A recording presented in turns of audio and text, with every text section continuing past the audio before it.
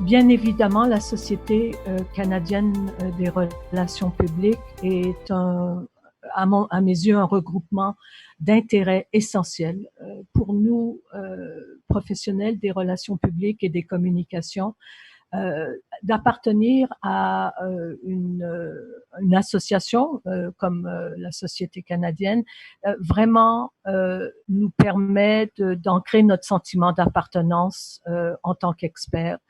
Euh, ce qui est aussi important, c'est de pouvoir parler le même langage que les autres membres de cette association, c'est-à-dire que très rapidement, parce que nous sommes encadrés par un code de déontologie et par différents principes et même cadres de réflexion stratégique qui nous ont été proposés, très rapidement, on arrive à pouvoir avoir des discussions qui ont avec une réflexion derrière, comme par exemple la discussion qu'on peut avoir sur l'éthique. Je voudrais aussi dire que pour moi, la Société canadienne des relations publiques, bon, je suis une professionnelle, ça fait 35 ans que j'interviens dans ce domaine. Euh, Ça m'a permis de pouvoir aussi comprendre la réalité nationale. Et je voudrais pas sous-estimer l'importance de comprendre. On appartient donc à une communauté nationale où il y a différentes cultures, où il y a différentes influences. Et j'avoue que de pouvoir justement échanger avec des gens qui viennent de tous horizons euh, m'apporte une grande valeur et me fait encore découvrir, après ces années de pratique, me fait encore découvrir une intelligence dans la pratique des relations publiques au Canada. Et j'aimerais vraiment mettre l'accent sur cette intelligence parce que pour moi, c'est une spécificité et c'est une spécificité dont on parle trop peu souvent. Enfin, ce que je dirais sur la beauté, enfin l'importance d'appartenir à cette association professionnelle, c'est que ça devient, je vais utiliser un mot anglais, un safe space. C'est-à-dire que c'est un endroit où on peut discuter et aborder des questions, par exemple, essentielles. On parle d'harcèlement. La Société canadienne des relations publiques a mis sur pied des normes ou un cadre, des directives qui encadrent justement toute cette question d'harcèlement. De la même façon, je pense à d'autres communautés canadiennes, je pense aux Premières Nations, je pense même aux femmes. Il est important d'avoir un endroit où on puisse se sentir accepté, à l'aise et de pouvoir amener de nouvelles idées sur la table. Le défi pour la Société canadienne des relations publiques, à mon avis, est de rester, de savoir rester pertinente. Pertinente pour les nouvelles générations de professionnels.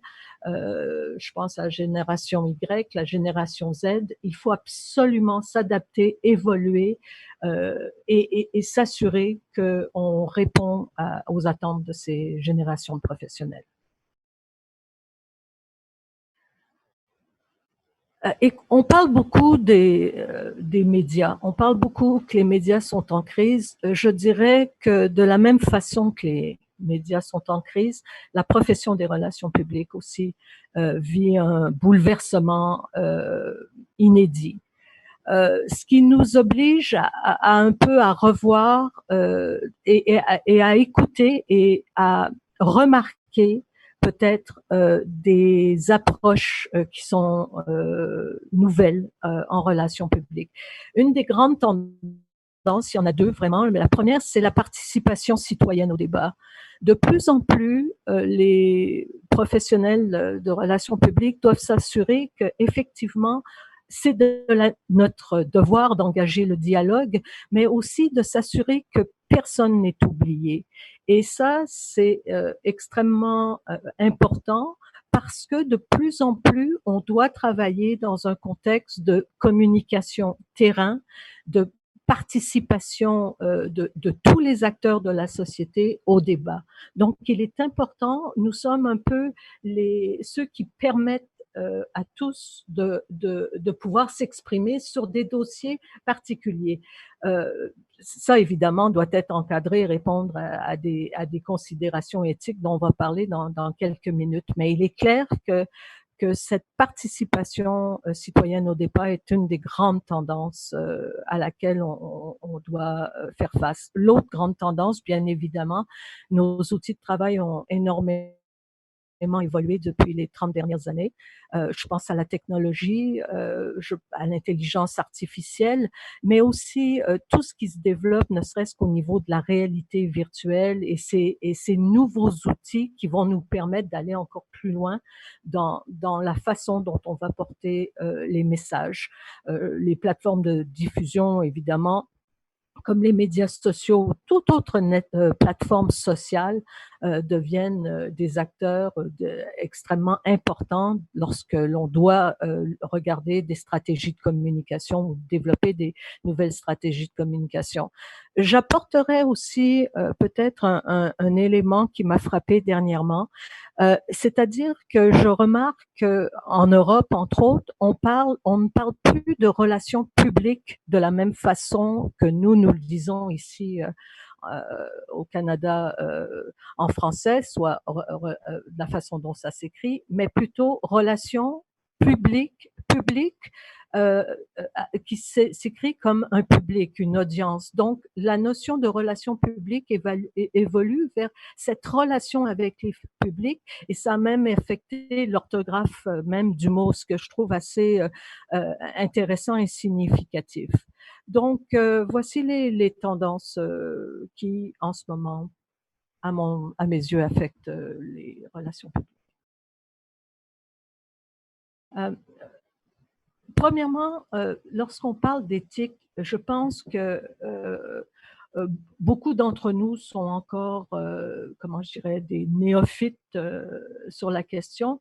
On a tendance aussi, il est important de comprendre le vocabulaire qui est prononcé dans ces différentes questions. Par exemple, on doit comprendre la différence entre déontologie, morale et éthique. La déontologie, on le sait, ce sont les règles, les devoirs, les différents codes qui vont entourer notre profession. La morale, ça devient beaucoup plus une question qui est personnelle, c'est-à-dire pour moi, en tant que professionnel des relations publiques, savoir faire la différence entre le bien et le mal, ça va guider certainement la façon dont je vais développer les différentes actions, activités à faire. Cette question de morale, d'ailleurs, a été reprise par plusieurs intellectuels, dont je parlerai un peu plus tard, mais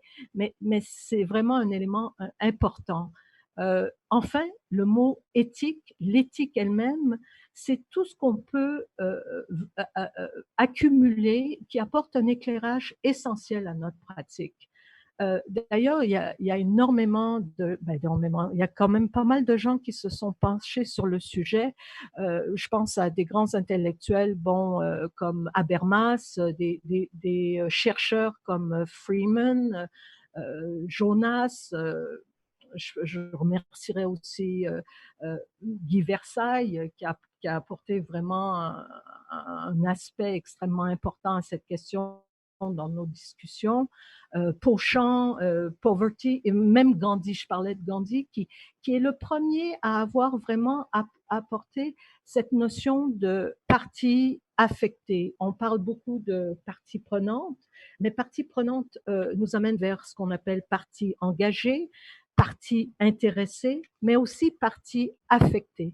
Et c'est là où toute la question de morale trouve son sens, parce que une partie affectée, c'est souvent ceux qui ne peuvent pas forcément participer au dialogue, au débat, ou avec qui on a du mal à communiquer.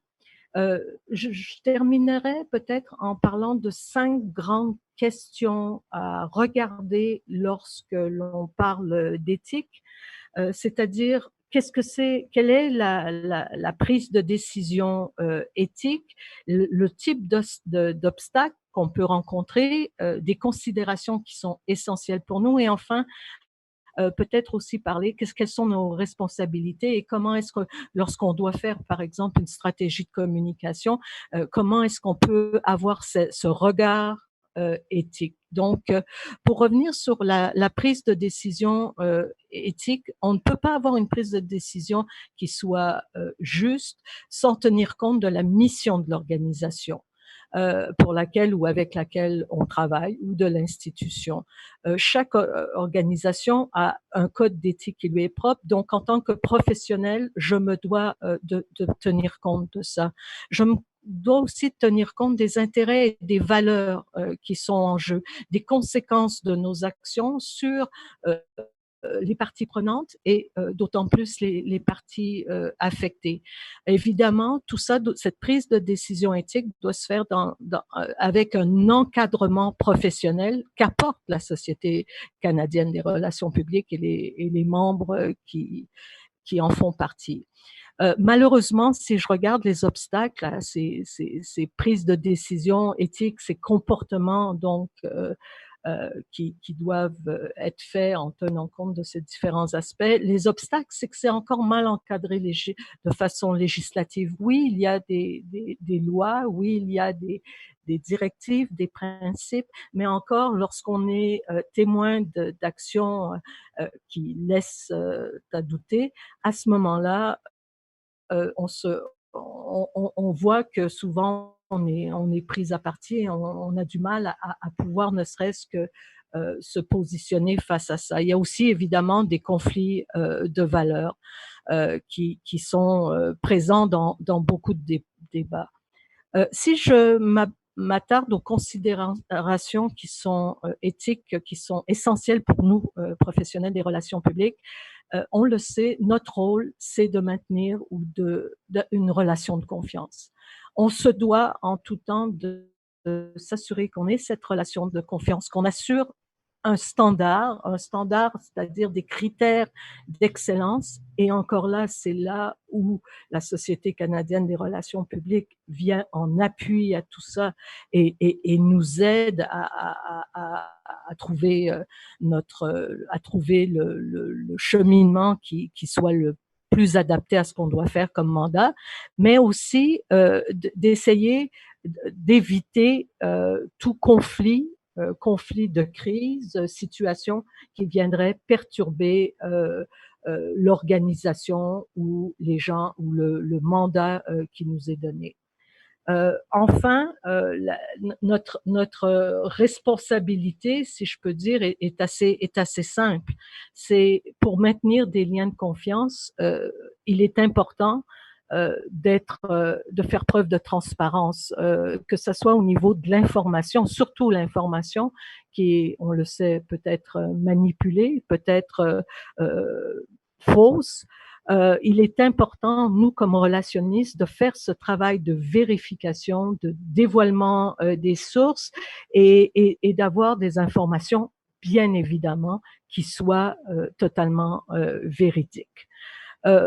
Pour terminer, si je peux me permettre, c'est pratico-pratique dans comment faire pour garder toujours avoir une conscience qui soit éthique lorsque je travaille sur des dossiers de relations publiques et je le vois fréquemment dans ma pratique. Je veux dire, c'est vraiment quelque chose qui vient nous interpeller, qui n'est peut-être pas reconnu par toutes les fonctions d'une organisation ou d'une institution, mais qui vraiment nous anime en tant que professionnels.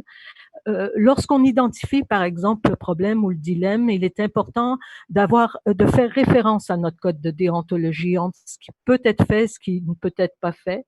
Il est important aussi de divulguer l'information aux différents aux différentes parties prenantes. Et encore une fois, tout le travail qui a été fait par Freeman sur la typologie des parties prenantes en fonction de leur légitimité, leur urgence ou le pouvoir est important aussi à prendre en compte à ce niveau-là. On a des obligations envers les parties prenantes. Il faut donc s'assurer de ce contrat, de maintenir ce contrat de confiance. D'analyser évidemment les risques, aussi de regarder ce que d'autres grands professionnels ont fait. Je pense à Potter V de l'université Harvard, qui dans sa gestion des enjeux amène cette notion effectivement de principe. Euh, Aussi de savoir reconnaître ses erreurs, je pense que ça fait partie même de l'éthique, et aussi d'être capable de faire une analyse qui aille plus loin que juste une analyse qui soit, comment je dirais, en surface à la lecture de quelques textes, et de tenir bien évidemment informé, je parlais des parties prenantes, mais je parle aussi au sein de l'organisation, la haute direction, les conseils d'administration.